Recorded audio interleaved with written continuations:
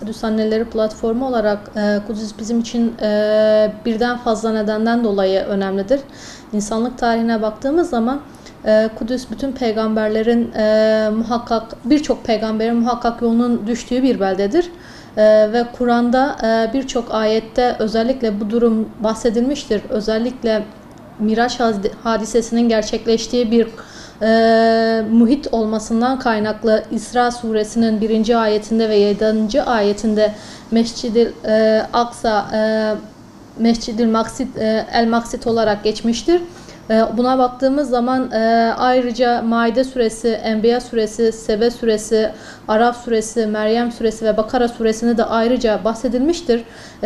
İsra suresi 1. ayette ayrıca Mescid-i Aksa'nın bulunduğu bölge çevresi bereketli kılınmış bölge olarak belirtilmiştir. Bundan dolayı bizim için ayrıca bir ehemmiyeti vardır.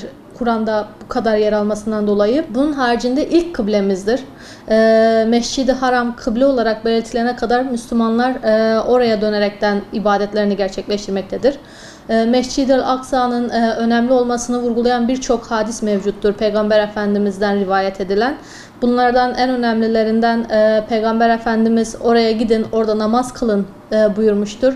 Orada kılınan namazın diğer yerlerde kılınan namazlardan 1000 kat fazla ecrinin olduğunu beyan etmiştir. Ve oraya gidemeyenlerin de oraya muhakkak kandillerini aydınlatmak için zeytinyağı gönderilmesi gerektiğini söylemiştir. Ayrıca 3 mescide yolculuk yapın demiştir Peygamber Efendimiz sallallahu aleyhi ve sellem. Bunlar Mescid-i Haram, Mescid-i Nebevi ve Mescid-i Aksa'dır. Mescid-i Aksa bizim inanışımıza göre mahşer yeri, yeniden diriliş alanı olarak kabul edilmektedir. Ki Miraç hadisesinden de bildiğiniz üzere yeryüzünden gökyüzüne açılan kapı olarak inandığımız bir noktadır. İlk kıblemizin olmasının yanında Mescid-i Haram'dan sonra ikinci mescidimizdir de inşa edilmiş olan.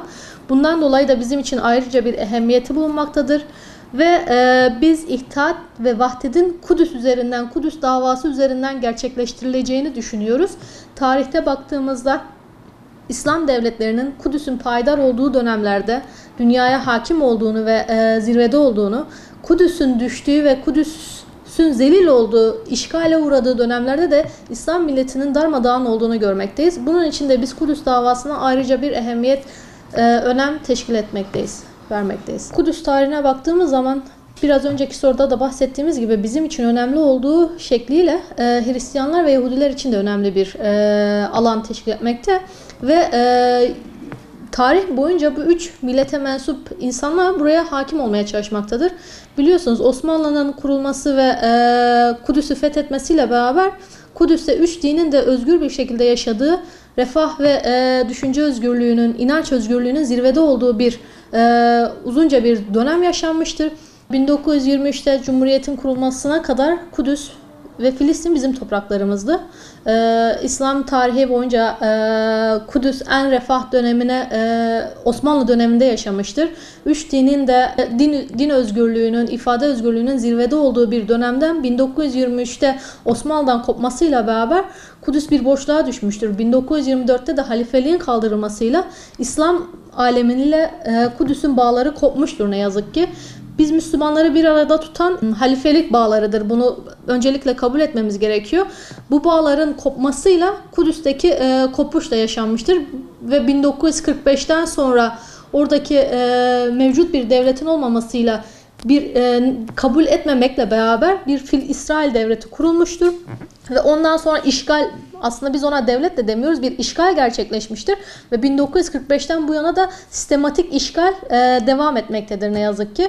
Buradaki asıl kopuş, dediğim gibi, İslamiyetle o toprakların ve diğer toprakların birbirinden bağının kopmasıdır. Halifeliğin ortadan kaldırılmasıdır. Batı'ya baktığımız zaman Batı hala papalık sistemiyle kendi bağlarını ve inançlarını korumaktadır. Ne yazık ki İslam dünyasında böyle bir durum yoktur. Bu da şu anki Kudüs'ün içinde bulunduğu durumun en önemli nedenlerinden biridir. Bir öz eleştiri yapmaya gelirsek hocam, ne yazık ki 1923 sonrası Anadolu'da kurulan Türkiye Cumhuriyeti'nin günümüze kadar serüvenine baktığımız zaman kendi iç politikaları ve iç meseleleri, dış mihrakların müdahaleleriyle tam bir Osmanlı'daki gibi nizam oturmamıştır ve kendi iç meseleleriyle uğraşmaktan İslam alemindeki problemlere tam bir yöneliş olmamıştır ve anlık tepkiler verilmiştir. Bu anlık tepkilerle de genel bir siyaset ve etki oluşturulamamıştır.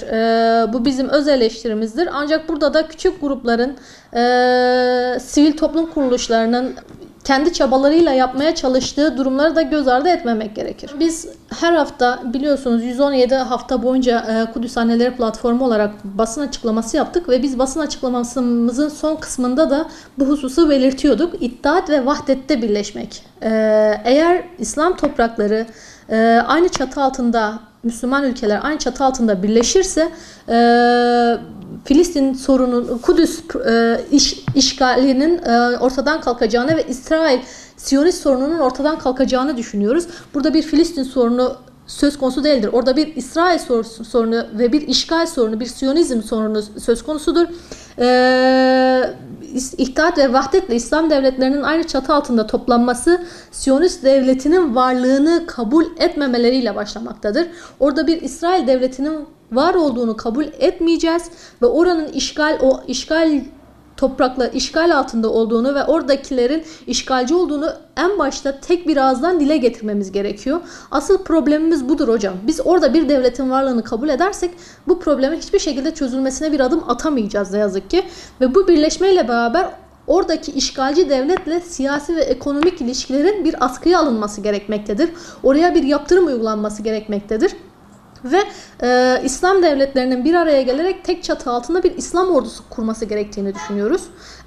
Bir bayrak, bir İslam sancağı altında asıl ülkünün Filistin topraklarından başlayarak işgal altındaki diğer İslam topraklarının da özgürleştirilmesi yönünde bir ülke edinmeleri gerektiğini düşünüyoruz. Ve tekrar söylüyorum, Müslüman ülkelerin tek çatı altında toplanması gerektiğinin ısrarla üstüne basıyoruz. Burada öz eleştiri yaparsak, önümüzdeki engellerden bahsedersek hocam, İslam ülkeleri liderlerinin içinde bulundukları gafletten uyanmaları gerekmektedir ve özlerine dönmeleri gerekmektedir. Müslüman olduklarının ve Müslümanlığın gerektirdiklerini sirkelenip hatırlamaları gerekmektedir hocam. Ve öze dönüşleriyle beraber kendi ülkelerindeki karar alma mekanizmalarındaki hainleri bu mekanizmalardan uzaklaştırmaları gerekmektedir. Ve bu ülkü çerçevesinde hareket etmeleri gerekmektedir. Ve İslam ülkelerinin kendi aralarındaki her türlü ayrımcılığı ortadan kaldırılması gerekmektedir. Gerekse ırk ayrımcılığı, gerekse mezhep ayrımcılığı, tek çatının İslam çatısı olduğunu idrak etmeleri ve bu yönde hareket etmeleri gerekmektedir. Osmanlı'nın yıkılışından sonra kendi çatısı altında topladığı Müslüman ülkelerin tek tek birer ülke olarak ayrışmasından sonra baktığımızda ne Türkiye'de, ne Mısır'da, ne İran'da, ne Irak'ta, ne Suriye'de, ne Libya'da, ne Lübnan'da hiçbir ülkede tam olarak bir siyasi istikrar sağlanmamıştır. Bunlar da büyük bir projenin sonucudur. Böl parçala yönet mantığıyla Osmanlı'yı bölmüşlerdir, parçalara ayırmışlardır ve bunların başlarına atadıkları yöneticilerle bu ülkeleri kendi amaçları doğrultusunda yönetmektedirler ne yazık ki. Burada bu ülkelerde birer lider sorunumuz vardır. Öncelikle bu halkların kendi lider sorunlarını aşmaları gerekmektedir ve bizimle aynı davaya hizmet edecek liderlerin bu ülkelerde liderlik etmeleri gerekmektedir. Bizler Müslümanız. Bizim için üst çatı kimlik Müslümanlık kimliğidir. Irk kimliğini ortadan kaldırmamız gerekmektedir. Türk'ü, Arap'ı, Kürd'ü, ondan sonra Azerisi, bizim bu ayrımı kaldırdıktan sonra bizi bölmeye çalıştıkları diğer bir ayrım da mezhep ayrımıdır. Hepimiz hak yolu İslam'a inanmış insanlarız ve bu mezhep ayrımını da aştıktan sonra hem dış mihraklara hem hainlere karşı ciddi bir mücadele vereceğimizi ve ciddi bir başarı göstereceğimize inancımız vardır. Bunun en güzel örneği biliyorsunuz Peygamber Efendimiz ve Asr-ı Saadet döneminde verilmiştir. Geri dönüp baktığımızda bizim için kardeşlik, uhuvvet kavramı o dönemde canlı bir şekilde yaşatılmış ve bu döneme miras bırakılmıştır. Kardeşlik kendinden ziyade kardeşinin düşünülmesidir. Onun korunması, onun değerlerinden kopmasının engellenmeye çalışılması ve kardeşini kendi nefsinden üstün tutmadır. Biz bu anlayışa sahip olmadığımız takdirde gerçek kardeşliğe varamayacağız ne yazık ki. Her mümin diğer bir müminle kardeş olduğunu mazeretsiz bir şekilde kabul etmelidir. Eğer bu kabul gerçekleştiği takdirde asr-ı saadetteki kardeşlik kavramı günümüzde de işlenecektir.